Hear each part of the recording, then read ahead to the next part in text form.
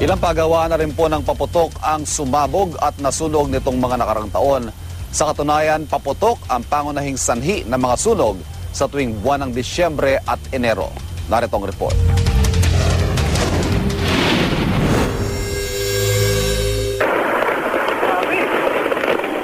Enero 2009, sumabog ang isang pabrika ng paputok sa Barangay Conchu, 13 Martires, Cavite. 11 ang kumpirmadong patay.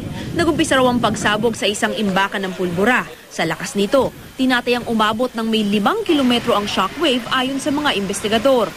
Halos maabo naman ang isang bodega ng pabrika ng Quitis sa Norsagaray, Bulacan, Oktubre ng taon din na yon.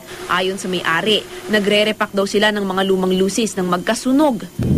Nobyembre naman nang masunog ang isang pagawaan ng paputok sa Baliwag, Bulacan.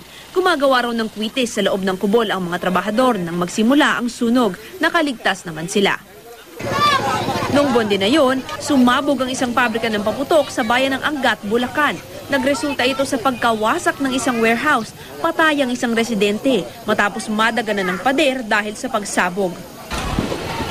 Marami rin sa mga insidente ng pagsabog o sunog na dulot ng paputok habang abala sa paghahanda sa bagong taon.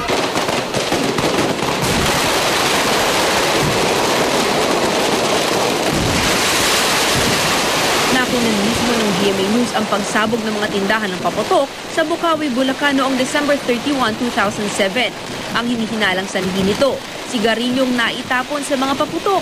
7 ang nasugatan sa insidente. Tinatayang nasa 20 milyong piso ang halaga ng pinsala sa mga ari-arian. Disyembre ng taong 2003, nasunog na rin ang mga tindahan ng paputok doon. 7 ang patay, kabilang ang 6 na menor de edad. Bisperas din ng bagong taon noong 2007 nang matupok ng apoy ang bahagi ng isang palengke sa Rosario, Cavite. Sigarilyong naitapon din sa mga paputok ang tinuturong dahilan nito. Magbabagong taon din ang masunog ang hanay ng mga tindahan sa Ipil, Zamboanga, Sibugay. Sumiklab daw ang apoy matapos mag-testing ng Quitis. Enero naman ng nakaraang taon nang matupok ang 300 commercial stall sa Pasay City na karamihan tela ang ibinebenta. Paputok din ang sinasabing dahilan ng sunog.